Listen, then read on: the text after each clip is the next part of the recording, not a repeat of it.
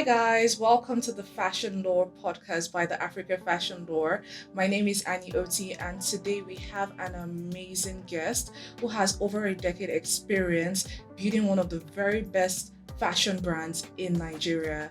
It's such a great pleasure to have the person of Ejiro Amos Tafiri today. How are you doing today? I am very well, very well. Thank you for inviting me. Yeah, so great to have you here. So today we're going to be speaking on an interesting subject, business processes, how business processes apply in building and sustaining a thriving fashion business. So I'll just go back a bit to, your journey as a fashion entrepreneur. It's interesting that, you started fashion, like your fashion business in 2010, and you studied fashion design in 2001 at E.A.T. You were supposed to study medicine. So what's the story there? Oh my. So I was a science geek, as you call it, right back in high school, primary school, high school. And so like right from when I was like 5, everyone in my family just called me doctor. It was like a given, I was just going to be a medical student and become a medical doctor. But somewhere along the line, when you get to puberty, I would say that's when everything just changed. But it had been there. My mom was my grandma was a seamstress, a very popular seamstress in our village, like across like 20 villages. She was like the seamstress to beat. Yes, she did. And she had, we call them interns now. But I don't know what to call them in the traditional sense. And they all come from the villages and they'll come live in my grandma's house, like 20 girls at a time. She was teaching them and then helping them. Apprenticeship scheme. Yeah. So I grew up having that kind of grandma. And so she would make me like a rambo bars when she was coming to visit in Lagos and always give me something she sewed. And then always tried to get me to sew. I struggled with needle and thread. I don't know why. She always punished me. So I should actually have hated everything to do with sewing them. But then I always made clothes for my dolls. Like I would snip the bottom of the curtains behind the couch. What did your parents say? They never knew. And when they found out it wasn't me, I was also the good child. I was the very cerebral one. So I'll be the last person you think To of suspect. who did that. So I'll do it anyway and get away with it. Mommy and Daddy, I'm sorry. Right? I'll get away with it. Well, so as I grew up, I had this creative side. Even though I was a geek. So if all my schools you always find me in the art class, not studying it, but just hanging out with people there, getting messy, home econs lab, sewing something, primary school. So secondary school, SS1, I was in science class. And then I just got bored of agric. I always wanted to become a veterinary doctor if I didn't do medicine. I don't know why I got bored with agric. I said, no, I can't do this. The teacher was pregnant. I said, I can't be reading for something that was fun. I know this course as something that is fun. We go get our hands messy, study different plants. Let's find something else to do. So I went to home econs. I was in a girls only school. So trust me, cooking class was full because girls only school meant everyone wanted to be in cooking class. So then I went to sewing class, which was clothing and textile. And the very first class was that we went to Yaba College of Technology on an excursion. And that was my aha moment. Like, there's still a picture of me in the HOD's office till today of that SS1 girl gobsmacked. Like, so you exist, a world where science, maths, and arts meet. Like, I don't have to choose. I don't have to just be a scientist or a mathematician. I can do all. And this was fashion. And so I secretly nursed the ambition to do it. Even though I couldn't explain it to anyone, I couldn't tell anyone. I deceived my parents, I sneaked, I schemed, and did everything possible. Got into art school. To my parents' dismay, very sad. I got grounded a few times, but I stuck to it. I got admitted to study medicine. I didn't tell my parents. I did jam 3 times. I passed 3 times. Yes, but I didn't tell them until the admission was over. So, because I really wanted to stay. Because I know the process. I know how difficult it can be to get the top courses and all. Yeah, I got it a few times, but I didn't tell them. I never bothered. I will see the score and just look up like, what's that? I'm in art school. This is what I want to do. And so my parents got tired. And they knew I've always been a cerebral child, the one who be a go-getter. And right from my very first day here, but I became top student in the class. So, I mean, what was the... Yeah. It was a struggle. I feel for them now that I'm a parent, but that was my path. Yeah. Okay, what was it like studying at E.A.T? Oh, wow. That was great, tough, exciting, and everything in between. I got in as the youngest in my department. So I think I was 17. Next person was like 25. Yeah, so first of all, that age gap was crazy. Yeah. So I had no friend in that sense. And I had to start making friends with ladies, women, much older than myself, and women and men. And so that was difficult. But thankful for my other upbringing. I had gone to boarding house in primary school, boarding house secondary school. I kind of knew how to work the whole senior, junior terrain. I got bullied because I overdid my assignments. Imagine a scientist studying arts. Like, so I would apply research. I would do dissertation. I would do things that people that studying arts will not do. Like a noise that just did yes, the I homework. was. So there was this particular incident that we were doing like calligraphy, and it was to just do the alphabet. That was what the lecturer said. So I, as a QC trained, Queen's College trained girl, you go the extra mile, you do it perfectly, you do it well. I did small letters, big letter, capital letters, and I did small and capital letters. So my, like everything neatly done, fully painted. So we got to class and everyone had just done small letters. And I had gone and done small letters, capital letters, and small letters. I said, let's see assignment. And just brought it out. I said, before I could say Jack Robinson, and I like to talk. So I did that. I thought I was being cool. They just took a cutter. We used cutter to cut things. Yes. Like it's a blade, but it had a... So we used cutter as part of our pencil case tool. So just sliced up my assignment and shoved it back in my front. And left just the small letter. Like now we're on equal footing. Don't you dare do it again. Like that was a wake-up call. Like, oh my God. But I didn't stop. Trust me. But I just learned a different way. Hang outside on the corridor till the lecturer steps in, then step in. I was annoying, I know. But I was chasing something else. I mean, I was coming from all my teachers in secondary school, even the lecturers in E.A.T, like my aunties, my uncles, my siblings, nobody believed I was doing the right thing. Everyone thought I was crazy. So I had to prove myself. So I knew I wanted the best score. Like I just said, I'm going to give it my all. And I didn't go into that school equally footed with them. They were already drawing. And they were not putting in the effort, and I was just learning to draw. So I didn't care. I did my Ajay and I did well, and it paid off. Yeah. Summa cum laude every year. Because I'll say, like, over the years, you've built like a very successful brand that has stayed consistent, relevant. So I'll ask you, how have you stayed consistent over the years? I know resilience is one of the factors, but apart from resilience, what has been like the other factors that have made you stay consistent in building your business, considering how Nigeria is? I think you have an out when you allow yourself the thought that there is an out. I never considered option B. There has never been, I mean, there could be an option B to make money, but there was never, it was like till the lights go off. I'm doing this. I gave up a lot for it. Like, so I'm doing it and I've been blessed. And maybe it's seeing the beauty in the so-called, if people want to call it difficult. First things first, I wanted to study fashion. I did well. I passed the school. I was everybody's favorite. Great. I looked for internship opportunities. I found. I wanted to get jobs. I got jobs. I had great jobs. I even had a job one time that I was given an apartment. I had a driver. I had a car. I resigned from my job. I started my business. Within the first year, I worked really hard. I got featured on top magazines. Not me, like my clothes on celebrities, but I took every little placement, everything as a win. And even when I talked about this, I'm very lucky to believe in my dream. Like, everyone said it will not work. So I'm lucky to even have this. I felt blessed. And I think that has helped. And over the years. Yes, just that grateful feeling for every win. And not even, like you tell me, I get this question every time. What have been your struggles? What are the difficulties? I don't even remember. I don't know.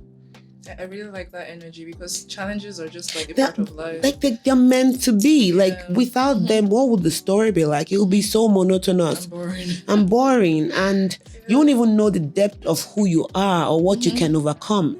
Trust me, I'm not saying it has been easy. I'm not saying I've had it simple, but I've had to, and even I even went on to start thinking and say I'm very blessed. You know that I've had everything work out for me easily. I didn't have parents that could fund my business. I started my business 40,000 naira. Wow. Yes, 40,000 naira in a bag of scraps.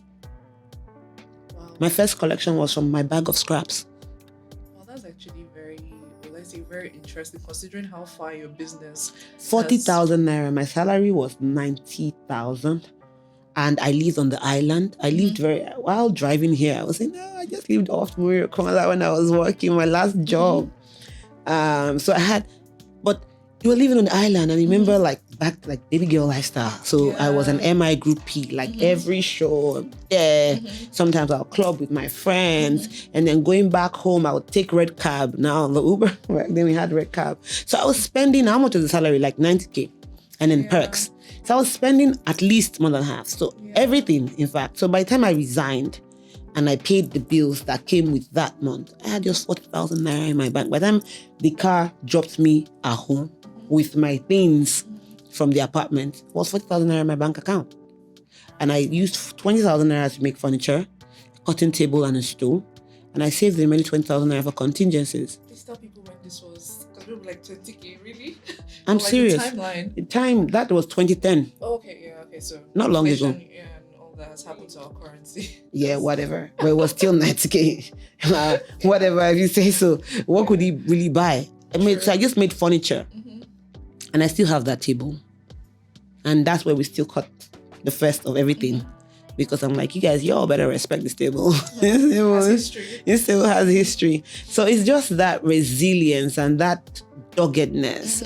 Like when I say it hasn't, and then being smart, making smart choices.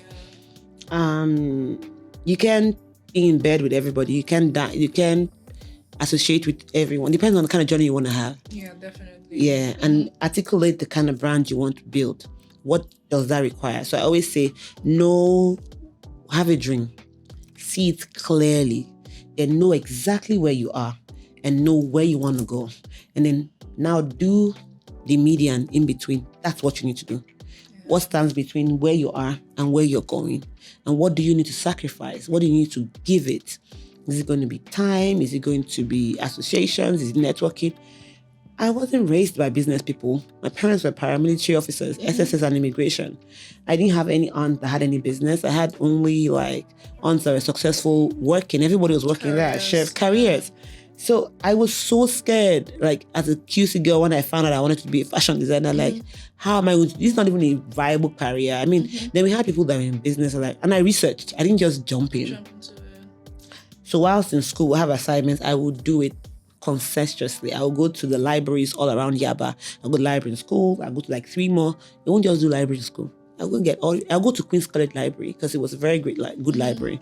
And I'll now do all my forwards, check everything, read through newspapers. I'll be going to the library to get newspapers just to get the designers because we didn't have magazines and we didn't have the internet. So to know the history of fashion, I would have to search through magazines. Their Saturday, Sunday, physically, where they are, their shows, what they did, how did it come about. And then, okay, why did they fail? So once I gave myself a project, okay, so why do fashion businesses fail? Or why is it that when the principal probably dies, what happens? Why don't we have a fashion conglomerate from Nigeria, from Africa? So I started to know those things. I'm like, okay, so who am I in all of this? Do I have the social capital to do this? Because you need the social capital. No. Do I have the financial capital? No. What do I have? Talent. What do I have? Doggedness. I have what is within. I don't have the material or physical things. So I now became smart. My first store was my former office. One of my jobs was my boss that called me and said, by the time I left, they stopped doing fashion. It became an interior decoration firm. So they had the portion for stocking clothes in their store. I said, what are you doing? Just come out of the blue. I said, I'm fine. I resigned my other job. So I moved from there to the other one. And I said, I just resigned. And she said, okay. So do you make clothes? And I said, yes. I just started my business. Okay, do you have a lookbook? I said yes, because I had. So preparedness. Immediately I stopped my job. I didn't spend the first one month just thinking. I went straight into creating a collection from my scraps. So I shot it. I was a photographer. My friend was a model. I used my friend's apartment. I shot it on my camera by myself. I posted it on Facebook. So I sent her that link. We had Facebook and MySpace and Twitter. We didn't have Instagram and all that. I sent it to her. I said, okay, do you have a catalog? I said, yes. I printed it out. And do you have the clothes? Yes. So say, bring it to the office, meet the general manager, do a presentation. If he approves it, so he approved it. These were my former bosses. So if I was careless in the workplace. Yeah, you would not have had that opportunity. So he approved it and he sent it to the MD. MD approved it. So that's how I got my first retail space. I just had to pay commission. So that became my first address on my... So you see, it did not take me 2 months to print a business card that had a reasonable address. Yeah. So all my press interviews happened there. Where's your office? I'll just ask permission. Can I have an interview here? So it was that though I had that space, but I didn't have it. And it was on Isaac John in GRE, Ikeja. Pretty good. Number 28 Isaac John, GRE, Ikeja. That was the first time I ever. And my office was my bedroom in Ikotu. So, and then a website came really quickly too. My first 70K I made, I paid for the domain. And my boyfriend was in IT, so guy built website. My friend, she's a brand strategist. Oh yeah, my logo and all the edits I need. So I had a community. I had gone to art school for this. Like an amazing community. And be responsive to the people around you, know what's going on around you. So it was easy for me to get my friends to jump on board. And, even business analysis. So many things. Okay, there's this business conference. Yes, I did conference. I did competitions, putting myself out there, testing myself with other people. Even if I left my job, I did competitions. I had my first show while I was working, just to see, am I good enough? Can I do this? So I never assumed, even though I was best student in Tech, and I got a job that was going to pay me more than the actual first job I took, and I refused it because the other one said I did not pass the test. I'm like, really? How much was this money they're paying? My first job was 25K. The one I got for that was 40,000. 40,000 naira had given me the job, and I was going to be a boss. And I went for this 25,000 naira and said that I did not pass the test. I said, how is the best student not passing test? This test, it was just, I don't want to say she might watch it. Whatever. I just think it was something else. It wasn't that I wasn't good enough. I did this test for 3 days. It was design a collection, evening wear, casual wear, and corporate. Design, draft, cut, and sew. I was leaving my house every day and going to the office and doing all these things. And she said I did not pass. I think she was scared of me coming to the office. But then I said, okay, that job I did not pass. That's what I want. So they gave me production assistant. And within that first month, I became a designer. I was promoted because as I resumed, the designers resigned. So it was faith. Yeah, it was faith. So I didn't even ask for the position. I had to do the job. And that was when Tiana Prey was going to represent Nigeria, Miss Universe. You see, Agbani Darigo had just won. So it was a great opportunity. I worked on that project and it was flawless, perfect. All her clothes. And I drafted, made it. MD was super impressed. She didn't have to stress. She didn't have to shout, correct. By the next month, I was bumped up to designer. And in less than 6 months, I became creative director of the brand. And I went for NYC. They brought me back to Lagos. I worked there for the year. I left because I got bored. I was finishing my job by 4. I'm too young to be acing it and feeling cool.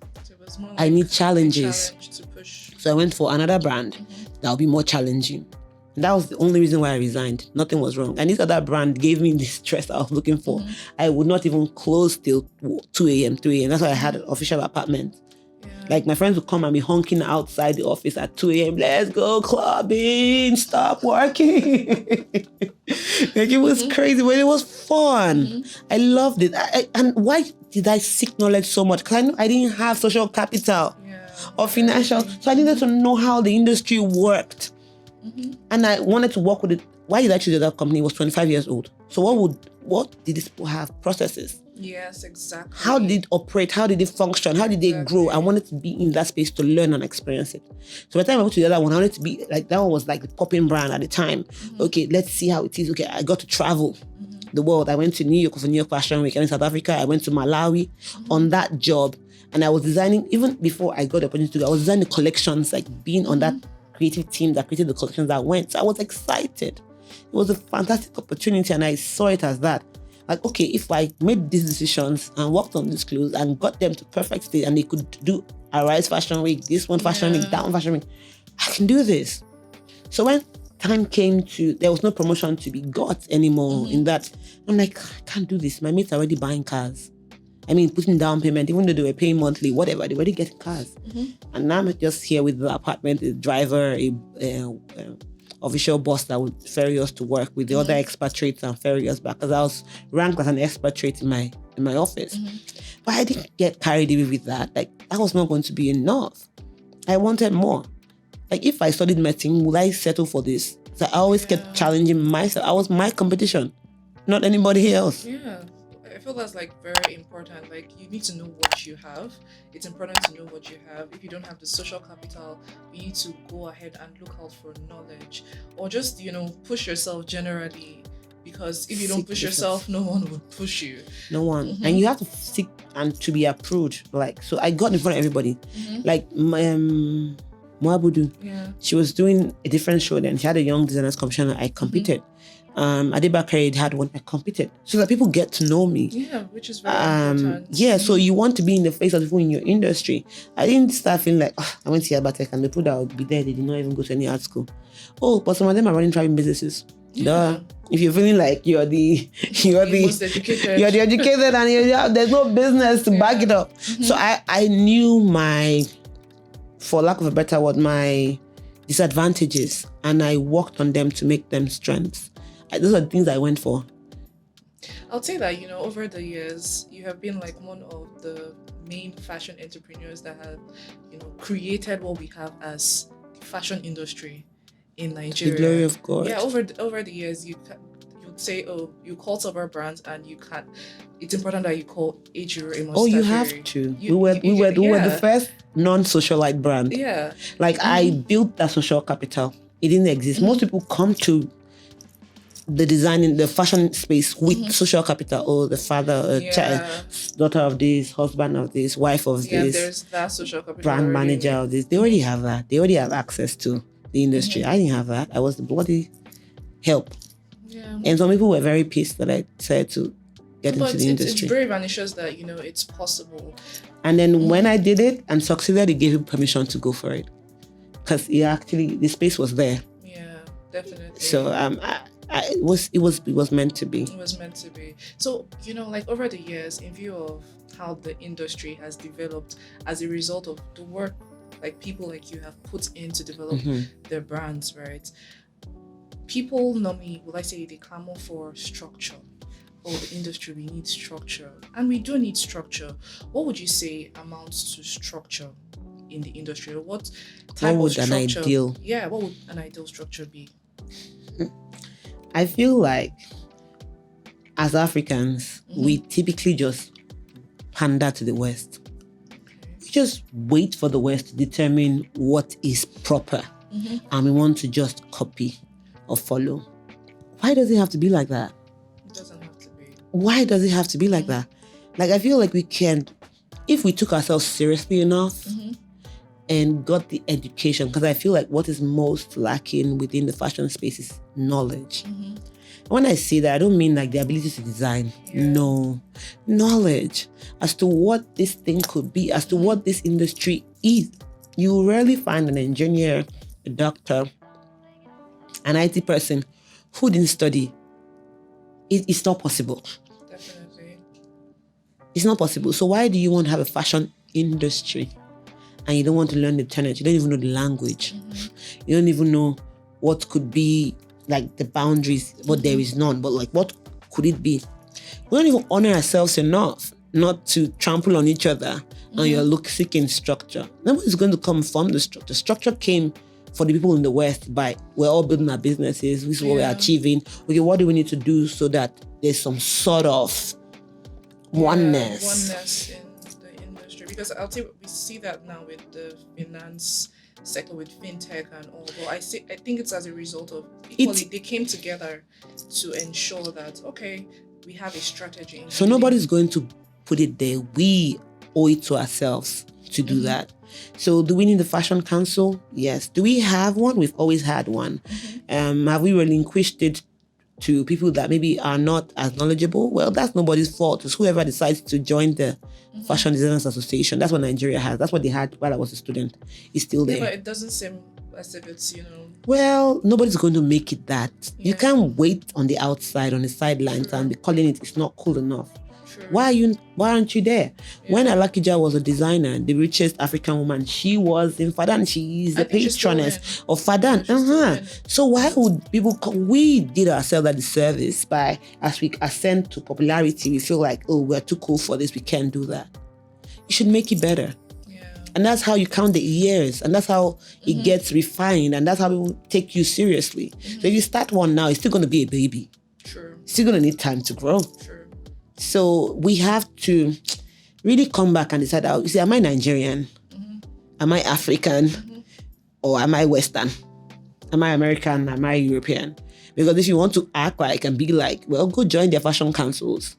Exactly. If you want us to build Africa, we have to come together and start.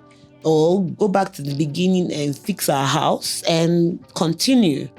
If you say it's been taken over by dressmakers, well, we let it happen. Yeah, I actually get the point of, knowledge.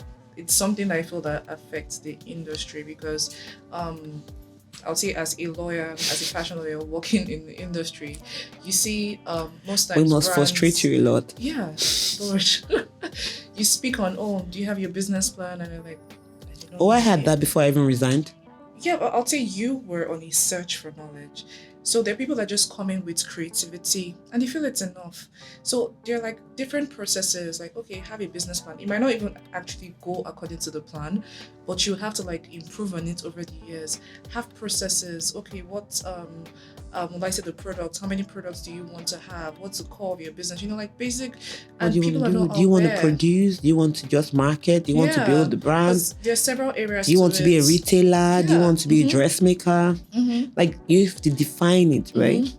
Yeah, I feel it's sad. It saddens my heart that we're even having this conversation. You see, this is not something a conversation you have in the West, like because everyone wants to get. You want to get into fashion, like even in China or Asia, you can. I want to get into fashion. I'm so cool. You already know if you cannot afford to go to fashion school, or maybe you're a genius like that, but you know these basics and the steps because business is still business. You go research, like so. But this information is out there. It is. It's there. It's not that deep. It's we have research. AI now, so. Let's even leave AI first. It's just I had to research through newspaper and news, NTA news. It's there. Okay, I think we'll just come right to like the processes. So now to like SMEs, people that are just starting. I know you've talked about building your social capital. I know you've talked about the importance of knowledge and being aware of, okay, this is what the business is like. This is what production or the creativity side is like. What businesses or rather business processes would you say that businesses or SMEs should implement while on their journey of ensuring that their businesses grow? Compliance. Like get all your legal documents in place. You can't run a business without a business registration, for example. Proper bank accounts, proper emails. Like you see a business 5 years you're using Gmail as your email. It's weird. Like who's going to take you seriously? Why can't you have your domain name? Like little things like that determine how serious you are. Like your brand edits. What are they? Have you clearly defined your brand? What it's going to do? What's the brand story? Now, after that, finance, your accounting, your books. That's going to ensure that you're there for a long time. You can see in real time what your business is doing, what's leaking, where it's leaking, what the problems had. Your books will help you make decisions that your intuition and your creativity cannot. Like your books will tell you, you want to create this thing and it's all great, but who's going to buy it? And then analysis. Who's going to buy it? Like, and then what's the cost of creating it? Can you can you swim through this tide? If you have to invest everything you have in it and do this for this, so you will know when to stop. Like, so I'm going down this road, I'm going to do it for 1 year. Okay, now it's hurting your bottom line. You have to pivot. Your finances, that changed my life. When I got an accounting firm, I think what year was that? Like second or third year in my business. That changed everything. That was when I was able to articulate how much I was making in a month, dream of opening the shop in Ikoyi, and in less than a year, I was able to do that. And tell me my key products, know my cash cow, and max it out. The old cool drip dress, I just created that at them. Started selling hundreds of it, and I made my first million from that. But without that eye on the finance, you don't make such key decisions. And you must be willing to take, this is not a business process, but for me, I believe that taking risks about a business, like you check out new frontiers, analyze things, think differently. So if things are always done this way and you come in the business and you want to go that route, do you have the strength to compete with people that have gone that route? Like you're in the market and you're probably doing milk and you come in and you meet, like Peak Milk was there and everyone was buying it and Cowbell came. If Cowbell had come with the same thing that Peak Milk was doing, they would not be successful. They found the gap in the market, decided to make sachets for every other person that, and then that made them wildly successful that even Peak Milk had to copy them, re-strategize and at least borrow from that. And then for me, the key thing for creatives is to see your business. I know we all say we're creatives. Well, if you want to survive, think about your business like it was a water business. Exactly. That's what I say to my staff. Like it was a bank, like it was a pure water business. Whatever decisions that would not pass. Yeah. We cannot be flying creativity only. You need it would not. Yeah, you need economic growth or any growth. Yes, you need, and then even when you're doing that, like some things may come at a cost. And I say, oh, your brand built. Yes, I've always done lookbooks. They've always been expensive. I've never done shoddy lookbooks. I put in time, research, everything into them. I see your pictures. They're amazing. Thank you. They cost an arm and a leg. I've gone to do shows around the world. Maybe I was smart, positioned well, made sure I had the websites for some. Most of them I was invited to. They were paid for. Most people save and gather the money and go get on those platforms. Not bad, but you could have been smarter. Yeah. You know, you see what I mean? Yeah, like know how to strategize. Strategy, extremely important. It's a business, and then have a board or people that you can sound ideas with. As a creative, please never just stick to I'm creative, I'm just creating, and then people like it. People don't like it. You're creating, what do I feel good about creating? Is it to be consumed? Yeah. So when I'm making clothes, I'm like, I want people to wear it. I mean, luckily for me, I'm not from a wealthy home. So I cannot even be feeling cool and just be creating what is fancy. So I have to think about people who have to wear them. So every supposed disadvantage is actually a blessing. Yeah. So I would say thankfully, there's no money to rely on. So we have to make this thing make sense. You have to think about functionality. Yeah, so even with all the international trips, even with the expensive shoots, retail, have 2 shops. We had 3 shops at one point. And when it even came time to close the airport shop, it was a clear-cut decision. This shop is taking more money than the others. Yeah. It might be making money, but profitability, visibility, it's not enough to keep going down this hole. Luckily for us, the decision came just before COVID. Imagine I was in the store all through COVID, a whole year of money going down and doing when things became difficult. Yeah. So you have to be intuitive. You have to make hard decisions sometimes and invest in yourself. Exactly. Personal growth. You have to keep going. And I will not say reinventing yourself, but just stay ahead of the curve. Because if you don't, you quickly become irrelevant. Like Kodak, like Nokia phones. No matter how good you are. You see, Kodak, see, problem. This was films. I still have those cameras. Films, the Canon, thankfully, they stayed. The Kodak was more popular than Canon back in the day. They just films, they put the cameras, you put the film in. They were the films, actually. They were the films. And they had cameras too. But see, what happened to them? They're gone. Camera phones took them out of the market because their main business was films. They didn't pivot. They thought it was a joke. So you have to stay ahead of the curve. Always take on new technology. Be aware of what's happening in your industry. Stay relevant and invest back into the industry because it would feed it. Like the ladder, as you go higher, you need people to fill in the gap as you're going on. If not, there's nothing to fall back on or rely on. So I think that's how I would say you think about your business. It's all, most importantly, strategy. Who are your business partners? Who are you? And constantly be aware of your competition. Who is ahead of you? Who is on your level? Who could overtake? Yeah. And disruption could happen at any time. True. Are you going to be ready? And even when it happens, are you going to be caught off guard, or you would try to? Or if you can, be the disruptor. Exactly. I think that's the best way. Exactly. But so I'll say over time, you hear people talk about capital, and you talked about the fact that it was just 40,000. Literally. You hear people talk about it over time. Oh, capital issues. How would you? And I understand that you leveraged on the social capital that you built over time while growing. So now for creatives that are trying to build their business, but they're struggling because of capital issues here and there, what advice would you give them as regards to the business processes? Because they'll be like, oh, it's money. I can't have business processes without money. And what would you advise them as regards to, still building despite the challenges that they are facing? First advice would be to start small. And starting small does not mean that you would not still be compliant. Have all your compliances in there. Like, what's the cost of registering your business? What's the true cost? And when you make money in your business, it's not your money. It's the business. It's the businesses. Yeah. If you still need to be dependent of somebody else while you grow your business, do that. If you need to feed from the business, then clearly give yourself a reasonable salary that your business can afford. And eyes on the prize, focus on marketing. Like, it's really no excuse. Know when to, like I said, risk. Don't take any risk, don't gain anything. Sure. So I didn't have up to 100K when I decided to get my woven labels for my clothes.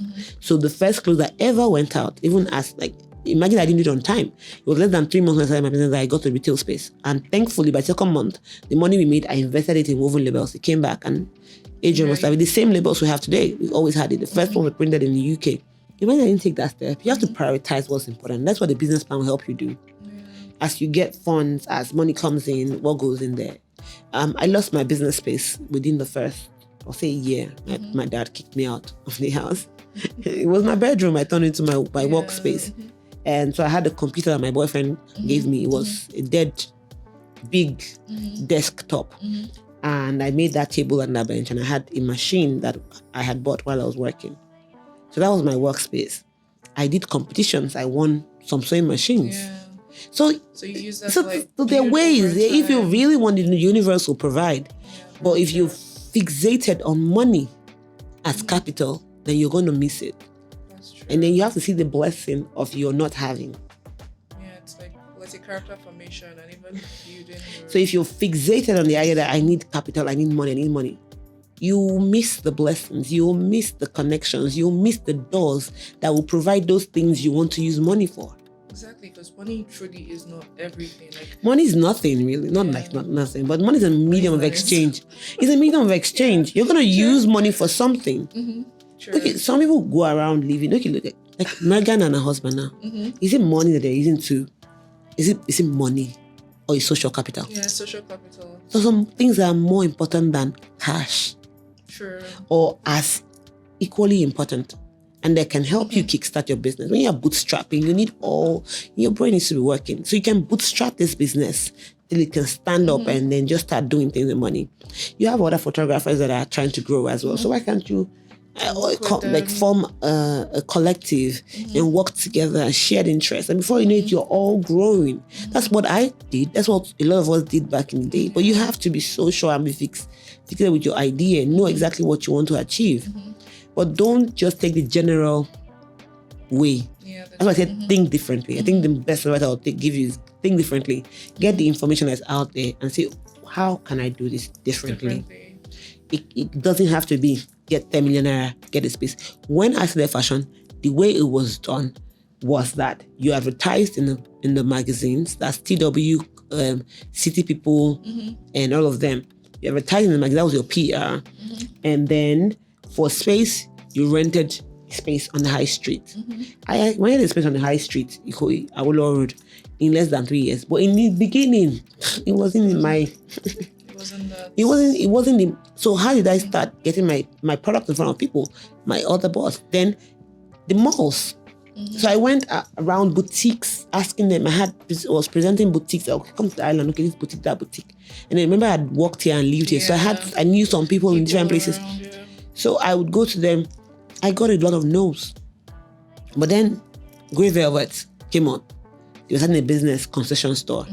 And the fee was a lot, but I'm like, you know what? I can't rent this space, but it's eyeballs. You know how many people are going to come into the largest mall in West Africa? They're going to see my brand. Yeah. Paid. And it's the ripple effect was the a process. Effect, exactly. So you can do it at this level. Can you do it at this level? Just keep going. Keep going. Don't give up, and don't wait till it's all good before you start, because there's never going to be better time to start than the present. Okay, so most times I'll say now with the social media era, it seems as if everybody is doing exceptionally well. You know, it seems as if every brand is making millions of, I'm not going to say naira, like dollars. Everybody is a billionaire. So to an extent, I'll say this might affect some creatives in the sense that they're like, oh, they need to like make it fast, or based off of how the society is fast paced. And now you're talking about, you know, the time, the process, the journey. But if they're honest with themselves, the people that look like they're doing well, did that happen for them in 2 years? Exactly. And when we'll look at the video and say he's Omobalo, but I think he's one of the hardest working young bull I've ever. Honestly. I knew him. I met his family within his first year. So when I even got to the house one day and I was singing, was it Damido? No, the first one. Oh, back when. Nato C and the video back when, and I was singing it. I was bombing because I love hip hop. I love music. That's the only way I stayed sane all through the beginning. So I was singing, and his sister was like, "What song is that? Do you know that's my brother's song? Oh my god, you know the words from my brother's song?" Like, she was wilding out. Like, and this was somebody whose father, like, you know, for lack of a better word, thought, come on, wait, you used to go to school. I'm like, go to school and you're going to do music. So he didn't find it easy. He went to stay with his cousins for like 2 years, kept on going to the studio. By the time he now had something to tenor, then he now came with back when finally said, okay, I'll support you. But he didn't just say, okay, my father will support me as a billionaire. He works hard. He still works hard. Like with all the concerts, he goes from like. So you see Burna Boy, you say, oh, he has it good now. And everybody just try for him. Like, seriously. That's work. Like, you can see the work. You're ignoring that these people are working hard. I think when you decide to really sit and think, you say they're being like, oh, Ejiro, you do this conference, you did this fashion show, you're releasing a new collection. Well, what time do you find? If you're being true, you can clearly see even from the gram that it takes work. Yeah. It's not the flash. If all you're looking at is the flash, then you're not being honest with yourself. That's true. That's true. What you should see, what I see, oh man, these people are working. I say like people, especially I'll take Davido, he just had like a little concert recently, and that's like waking up every day early. Different cities. Think of how it is when you travel and then you get jet lagged. And this guy cannot even afford to be jet lagged. He lands, he's going to show, he's closing that show, he's hopping again and going to another one. Be honest. If they gave you that life, would you do everything to keep it up? People that are successful, they don't even sleep. They work hard. So the truth is, there's nothing like instant. The Instagram is just, even though Mark Zuckerberg confusing you, have you seen does his page look so flashy? No, because he needs to work. People work. So whatever just looks fun and exciting is such a lie, because they know that everybody's in that deceit. I'm not saying that you should do things that just be a workhorse. No. Identify your dream, articulate what you want, and be willing to put in the work, and know that there will be difficult days. Yeah, definitely. Be prepared. Like, I went to primary school where our proprietor, Tai Sholari, would say, may your way be rough at the end of assembly every day. So I mean, from 5 to like, from when I was 5 to like 10, almost 11, I heard that every school day, may your way be rough. So you go through life expecting difficulty. And it's no longer something that shakes you or phases you. It's just something you need to climb over this thing. And you say you want to go high. I mean, that's the height. You want to be successful, you're going to go to heights. So is climbing anything easy? That's actually So we haven't articulated what success means. That's when we feel like demoralized or sad. And then I'm not saying you must continue on something that's not working. You should know when to pivot. You should know when to leave something that is not a workable idea. Or are you willing to sacrifice, like to give it what it actually takes to gain the success that you seek? It's certainly not easy. If Mohbad did not walk through his pain, we won't have all the amazing music that we have. Imagine somebody gets bitch slapped like that. You won't go to work the next day like typical Gen Z. Like, what rubbish is that? I'm not doing. And but you're not hating Mohbad. Like, Mohbad walked through slaps, hits, dises. And he still he was putting the music out there. Yeah. If he didn't do that, his life won't count for nothing now. He'll be gone like a fly. Yeah, that's true. So working hard is there's no other way. I'm not saying just be a workhorse. I'm just saying be focused on the work and give it consistency. And then I don't even know these things anymore in secondary schools. When I was secondary, just give diligence badge for somebody who just was good at it. Like every week is like diligence, persistence. They keep on telling you focus. Because it's super important. And you instill those things in the young people. So by the time they grow up, it's just part of who they are. Nothing phases them. Nothing is too much. And when success comes, they say the blessing of success, good work is more work. So if you're not even built to handle stress, if you have not had difficulty or failure, how do you want to handle success? That's so true. How do you want to handle success? The blessing of success is more work. More tours, more shows. Yes, more money, but it's not easy. More responsibility. More staff, you have to keep paying salaries, you have to keep the doors open, you have to think of new ideas. It's not for lazy people. Yeah, so guys, put in the work. So this brings me to the end of this episode. I've had such an amazing conversation right now with you. This has been so insightful. I'm sure every person that watches this particular episode will learn so much from you. Thank you so much for being a part of this. So guys, ensure that you watch this to the very end. Drop your comments, like, subscribe.